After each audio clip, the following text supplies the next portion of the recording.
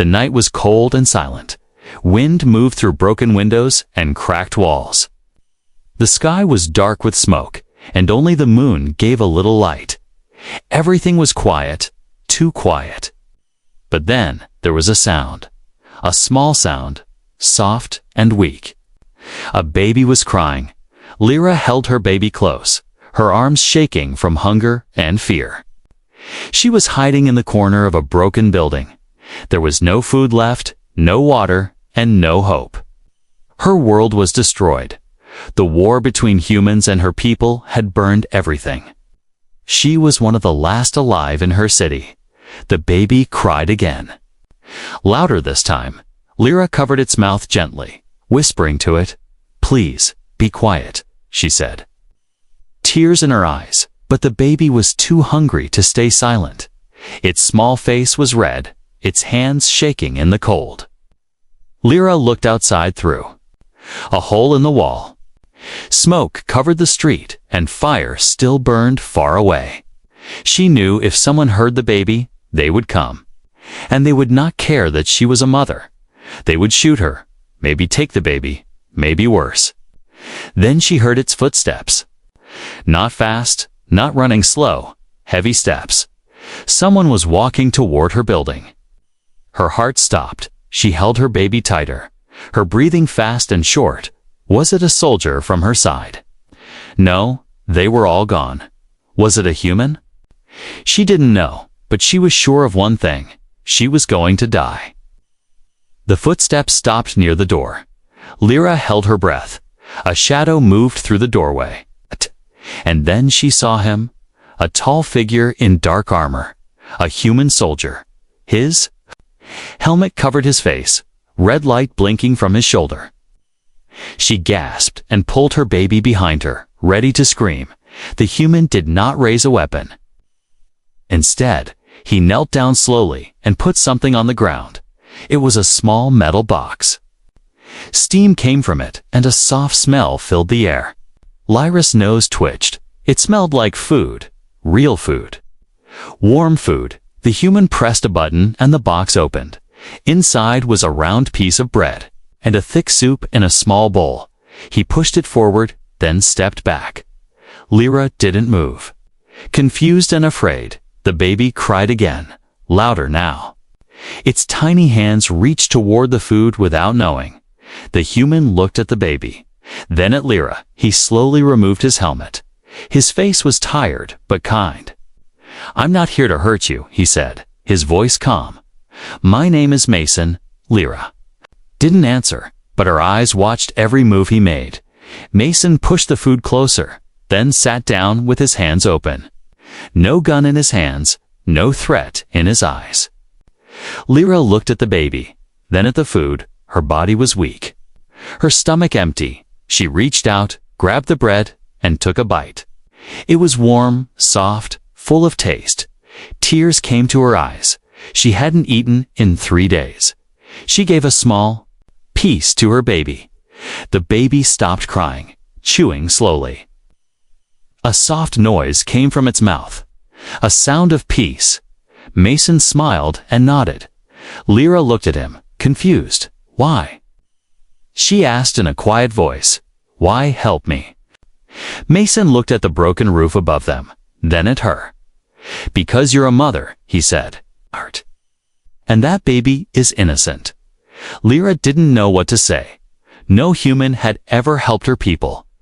They were enemies, but this one brought food. Not fire, kindness, not bullets, for a moment. Everything was quiet again, not because of fear, but because of peace.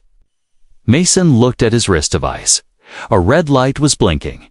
He stood up quickly, looking outside. "They're coming." He said, "Soldiers, not like me." Lyra's body froze. She stood up, holding the baby tight. Mason pointed to the back door. "Follow me if you want to live," he said. Lyra looked at him one more time, then at her baby, now calm and full. She took a deep breath and stepped into the dark, with the human who brought hope. The baby slept peacefully in her arms, but Lyra's heart was not calm. She walked behind the human, this stranger called Mason, through the broken streets. Each step echoed like a warning. Each shadow looked like death. She never thought she would follow a human, and yet, here she was, holding her child, following the enemy. The city was silent. Burned buildings stood like skeletons. The air was cold and full of dust. Even the stars above were hidden by smoke.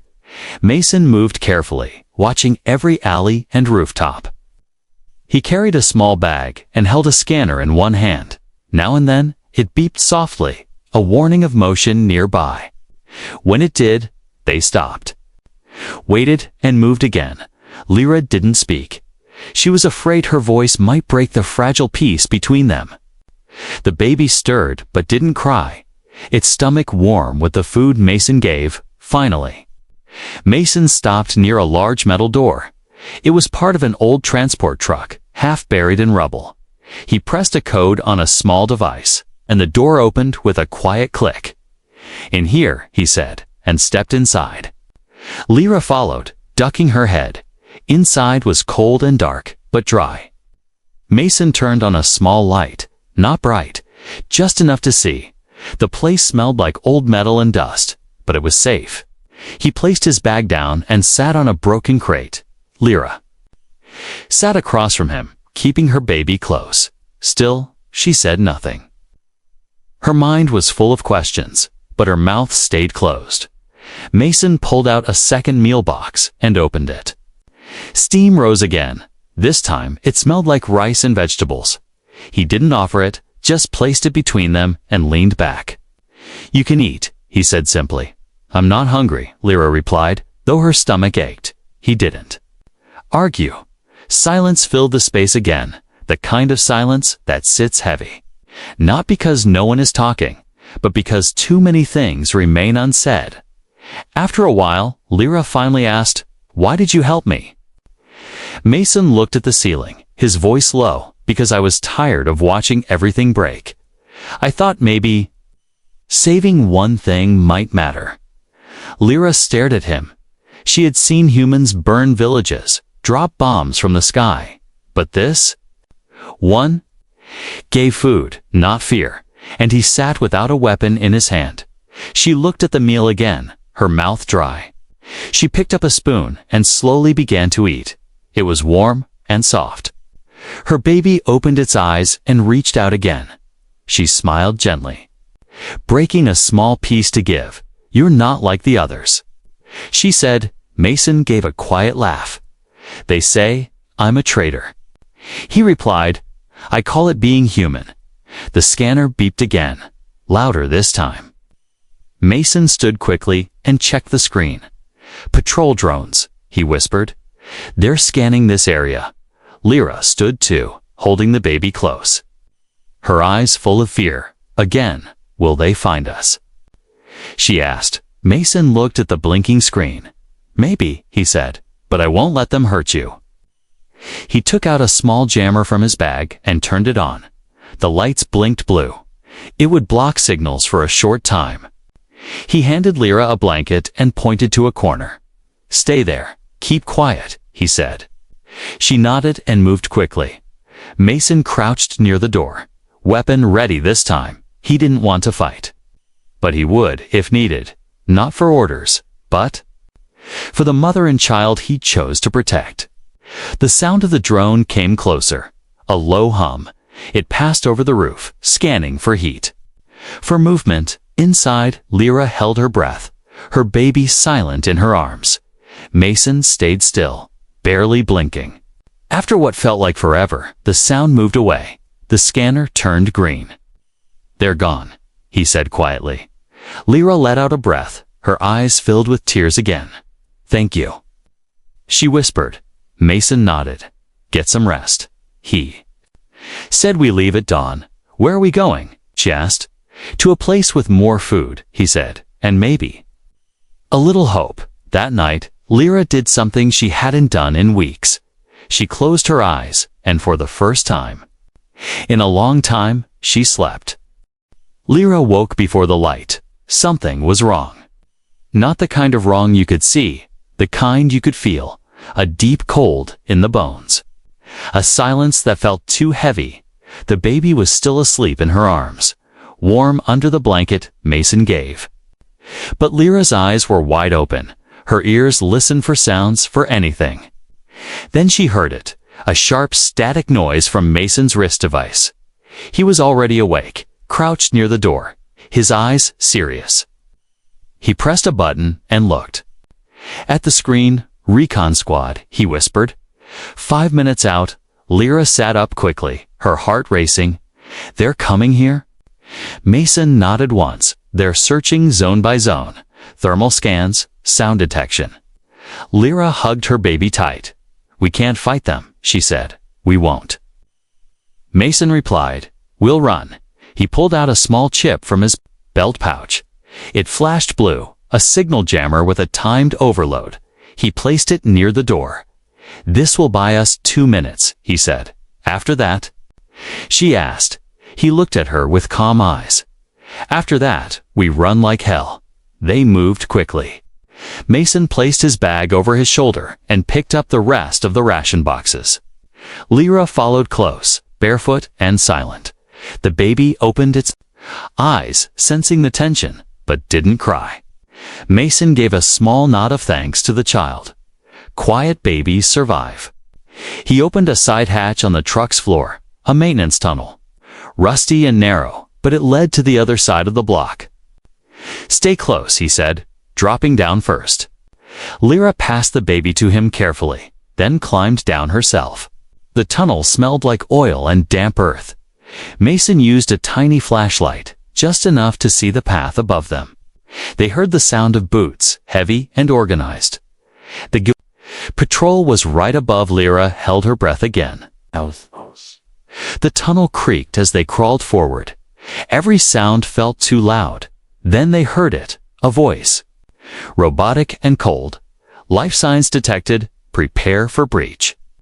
Lyra stopped crawling, her body frozen. Mason looked back and whispered, "Move." They reached the tunnel exit. Mason kicked the grate open and helped Lyra out. He pulled her up just as the tunnel behind them exploded in noise. Flashing lights, crashing steel. He ran, not back, not toward the soldiers, but down a sloped alley full of broken machines. Lyra followed, her legs weak but moving. The baby held tight against her chest. They ran through the narrow back streets, past fire-scorched shops and fallen signs. Mason knew this area. He had studied the maps during the war, but now he was using that knowledge to escape, not to destroy. Finally, they reached an old train station half buried under rubble. Mason found a hidden path through collapsed walls and led her inside. There were no lights here, just darkness and echoes. He turned on a low beacon, a human signal flare. Green light glowed in a small circle. "This place is safe for now," he said, breathing hard. "They won't search ruins this deep unless they saw us enter." Lyra sat down against the wall, cradling her child. She was sweating, breathing fast, but alive. Mason paced near the entrance, setting up sensors every few seconds. He checked the scanner. "Why are they hunting you too?" She asked suddenly. "You're one of them?" Mason paused, looked at her, then looked away. "I disobeyed," he said. "I fed the enemy." Lyra lowered her eyes. "I'm not the enemy," she said softly. Mason nodded. "I know that now." The baby started to cry. Not from hunger, from fear. Lyra rocked her gently, whispering in her own language. A lullaby. Mason listened quietly. For a moment, everything felt still. Then his scanner beeped once, sharply. Mason's eyes snapped. "To it, someone's coming," he said. Lyra stood again, heart pounding, human soldiers. Mason looked at the signal code. "No," he said slowly. "This one's alien tech." Lyra's face turned pale. She whispered one word. "Rebels." Mason raised his weapon slowly. "Friend or enemy?" Lyra didn't answer. Outside footsteps echoed closer, louder, sharper. The baby cried again, Mason stepped in front of Lyra. The green beacon cast long shadows on the walls, and in the shadows, a group of figures appeared. Tall, armored, weapons raised. The leader stepped forward and stared at the human. Lyra's voice broke through the silence. "Wait," she said. "He saved us." The rebel leader looked at her, then at the baby, then at Mason. No one spoke. Only the child made sound, small and real, and in that moment, something shifted. Not trust, not peace, but maybe a question: why would the enemy save a child? Asterisk, no one moved, no one spoke. The green light from Mason's beacon flickered, casting strange shadows on the walls. It felt like the world was holding its breath. Lyra stood still behind Mason, her baby quiet against her chest. The rebel soldiers had their weapons raised, aimed straight at the human. Their armor was scratched, their faces hard. One wrong word, one sudden move, and it would be over. But it wasn't the weapons that scared Lyra. It was the silence. The kind of silence that comes before something breaks. The rebel leader stepped closer, his voice sharp. "You're protecting a human." His eyes locked onto Lyra. She didn't answer at first. She took a deep breath, then nodded. "He gave us food," she said. "He saved my baby." The rebels looked at one another. Confused, another soldier spoke, his tone angry. "The enemy may be," Lyra replied, "but today he wasn't." Mason stood still, weapon down but ready. "I'm not here to fight you," he said quietly. "I just want them safe." The rebel leader stared at him for a long time, then slowly lowered his weapon. One by one, the others followed. Lyra let out a breath she didn't know she was holding. But just as the tension began to fade, a voice shouted from behind the group, "Wait!" Another rebel ran forward, his weapon raised again. His face was younger, angrier. "We lost families because of them," he said, pointing at Mason. "You trust this human. What if it's a trick?" He stepped forward, eyes locked on Mason. "I say we shoot him now." Mason didn't raise his gun. He just looked at the young rebel with tired eyes. "I won't fight you," he said. "You can kill me, but it won't. Bring your family back." The rebel's finger tightened on the trigger. The baby cried again, sharp, scared, real. That sound cut through the tension like lightning. The young rebel paused. His hands began to shake. He looked at the child. Small, innocent, unaware of war, his weapons slowly lowered. He fed the baby. He asked. Lyra nodded. "And me?" She said, "When I had nothing." The rebel looked down, then turned away without a word. The leader stepped forward again. "You said you're not with them anymore?" He asked Mason. "I broke orders." "To help," Mason said. "I can't go back." Silence fell again, but this time it felt different. Heavier, but not deadly. The leader finally spoke. "Then you're with us now. Like it or not." Mason nodded once. "I don't expect welcome," he said. "Just space to survive." They led Mason and Lyra deeper into the ruined station. There were other survivors there, hiding from both sides of the war. In the corner, children whispered and watched.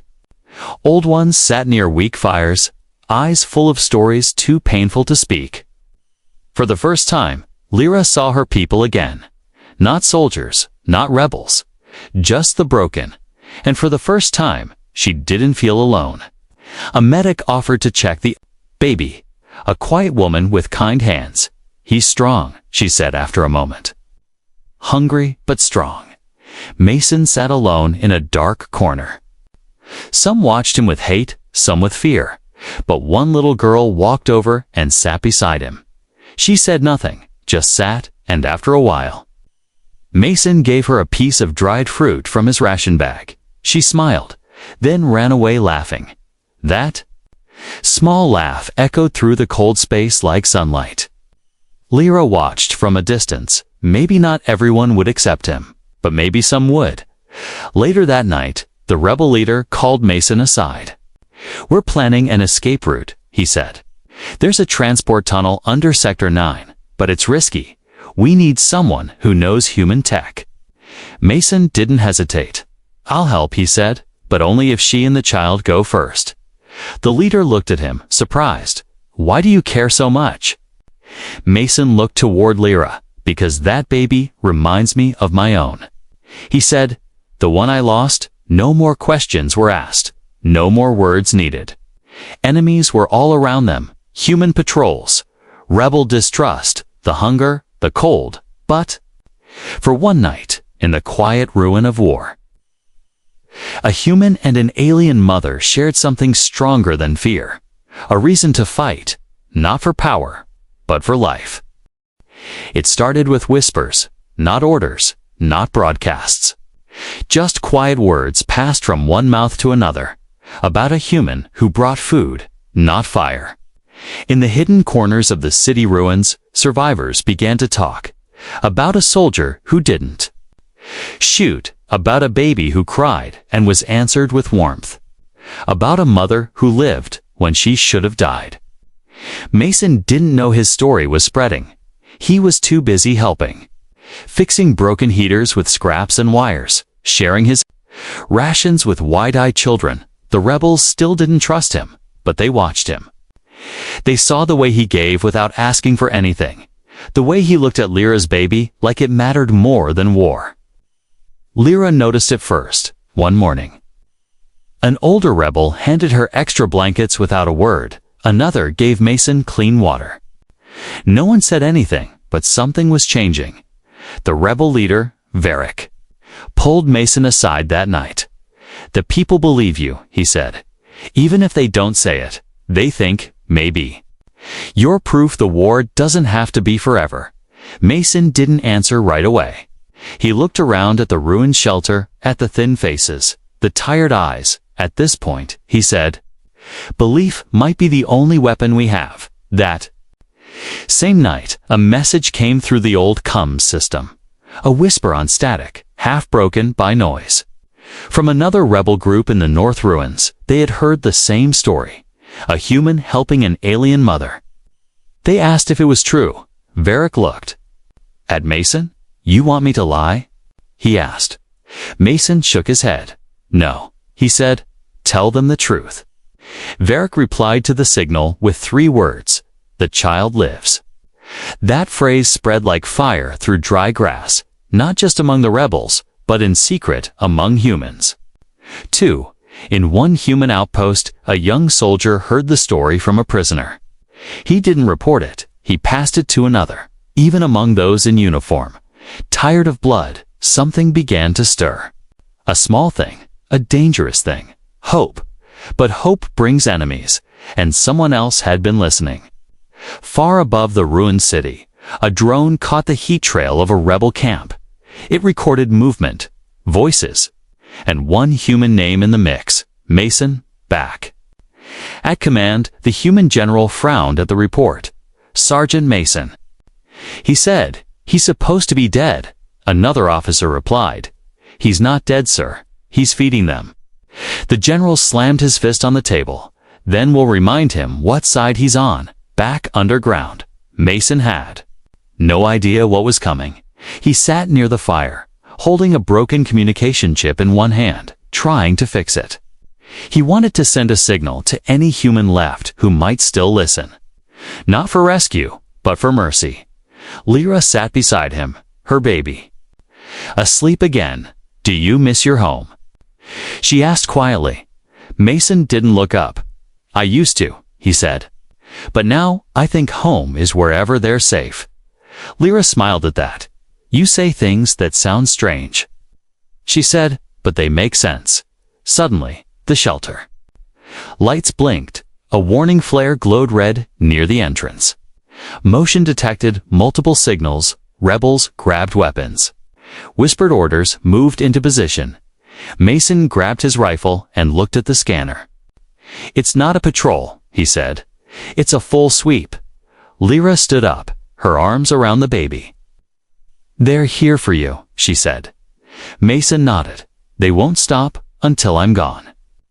Varric stepped forward, weapon ready. "You gave these people something we never could," he said. "Let's not waste it." Mason looked at him, surprised. "You're going to fight for me?" Varric gave a sharp smile. "No," he said. "I'm going to fight for the story." They had little time. No heavy weapons, no shields, just a few fighters, a single human, and one mother with a child. But when the first shots rang out above, they didn't run. They stood, because now, it wasn't just about survival.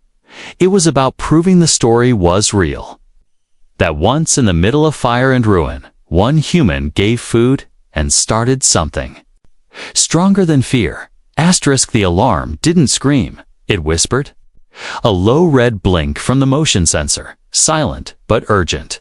It was the kind of warning that said, "You still have time, but not much." Mason looked at the map he had drawn with charcoal on the concrete wall. The tunnels, the exits, the choke points. He knew this area better than most rebels now. But it wouldn't matter if the enemy came with fire. Above ground, the scanners picked up more than movement. They picked up signatures, heat, tech, drones, a full human combat unit, moving fast. "They're here for me," Mason said again. "No," Varric replied, checking his rifle. "They're here for the idea of you." Lyra stood at the edge of the room, the baby bundled against her chest. She had already packed what little she had. The child was quiet, almost too quiet, sensing the weight in the air. Mason walked toward her and gently rested his hand on the baby's head. "I won't let them take you," he said. Lyra looked at him with tired eyes. "You have to live." "Too," she said. "You are the reason they believe." The rebels were few 11 fighters, 3 of them barely more than kids. Their weapons were old, patched together with spare parts and hope, but their eyes were sharp. They were ready to stand for something bigger than themselves. Varric handed Mason a small device, a beacon transmitter. "Use this if the fallback fails," he said. "Send the signal and run." Mason looked at it, then back at the people around him. "Only if I have to," he said. Varric didn't argue. They split into teams, each taking a position near tunnel entrances. Mason stayed near the heart, not because he was hiding, but because that was where the mother and baby would be, above. The first drones flew over. One scanned too low and caught a heat signature. The strike came fast, a blast from the sky that lit up the tunnel mouth. The walls shook.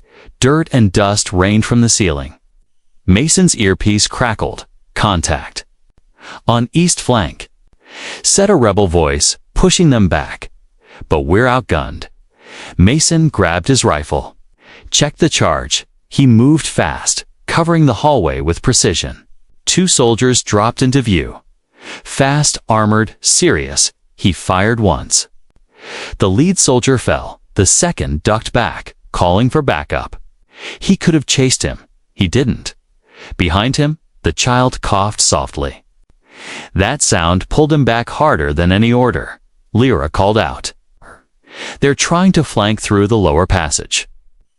Mason nodded and grabbed a second weapon, an old pulse detonator. He moved fast through the smoke-filled corridors, planted the device, and returned. It was chaos now. Red lights, shouts, gunfire, but still. Mason kept checking over his shoulder.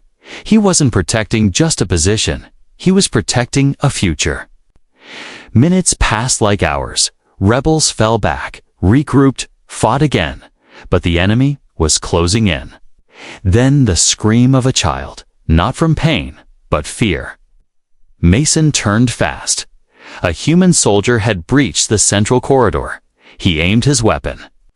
Yelling at Lyra to drop the baby, Mason didn't think. He fired once. The soldier dropped. Smoke rose. The baby cried harder. Lyra crouched and held him tighter. Mason stood over them, chest rising with breath and heat. He had fought before, but never like this. Not to win, but to shield. Varric's voice broke through the coms again. "We're pulling out, fall back. Path B, 2 minutes. Lyra looked at Mason. You have to come. But Mason shook his head. I'll cover you. She reached for his arm. No, we go together, she said. This story doesn't end without you. He looked at her, at the child who had never known peace. At the shelter now full of smoke, broken hopes, and firelight. Then he made the choice. Not the soldier's choice. The human one. He picked up the baby gently. Stay close, he said. To the left wall, it's the darkest path. They moved fast, past fallen fighters and burning tech. Every turn was a heartbeat. Every shadow a threat. They reached the secondary tunnel just as the main hall collapsed. The sound of rubble, fire, and war faded behind them. Ahead, only darkness. But it was the kind of darkness that meant survival, the kind that could be followed with hope. It didn't feel like victory. It felt like breath, heavy, smoky, but alive. The tunnel behind them had collapsed. Fire and dust swallowed the world they escaped from. But ahead, silence. The kind of silence that meant survival. Lyra held her child close as they moved through the dark passage. Her legs were weak, shaking with each step, but Mason walked beside her. One hand on the wall, one on his weapon. Not looking back, not yet, they reached a metal hatch at the far end.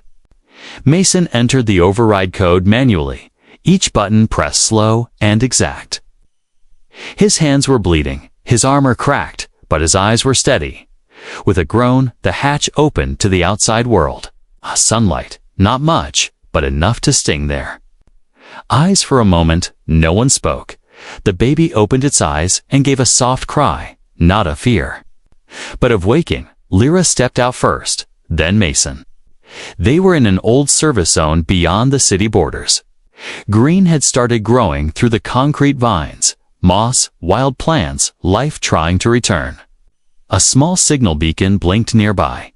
Not military, not rebel, civilian. Someone had heard the story. Someone had come.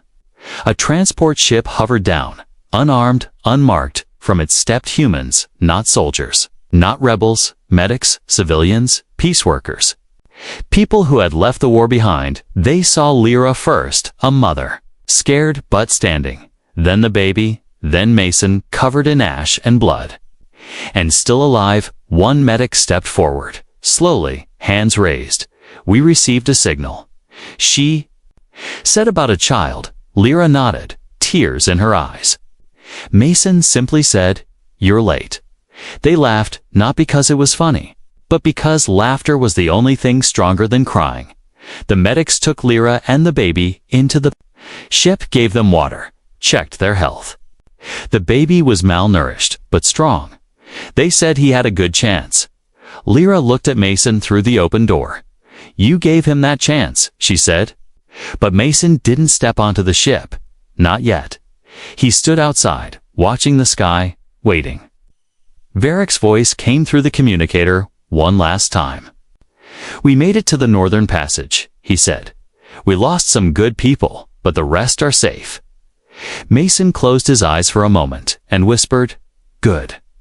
The medic approached him again. "You should come," she said. "They're calling you a traitor out there, but in here," she added, pointing to the ship, "you're something else." Kay looked down at his cracked boots. The war had taken so much, but not everything. Not this. He stepped onto the ramp slowly as he entered. A child's hand reached out and touched his own. Tiny fingers, warm and alive, weeks later. The story had spread far beyond the ruins, across both rebel and human channels, across radios, across stars, across hearts. They called it the child in the ash. Some thought it was fake, a lie to trick enemies into peace. But others believed, because sometimes one good story is more powerful than 1,000 weapons. Mason never returned to war, neither did Lyra. They helped build something small, a shelter, a safe zone, open to both sides. No uniforms, no ranks, just people. The child grew up hearing the story. Not of heroes, but of choices, of a soldier who gave food, of a mother who didn't run alone, of rebels who saw a reason to stop firing. Even for one moment, and in that moment, hope was born.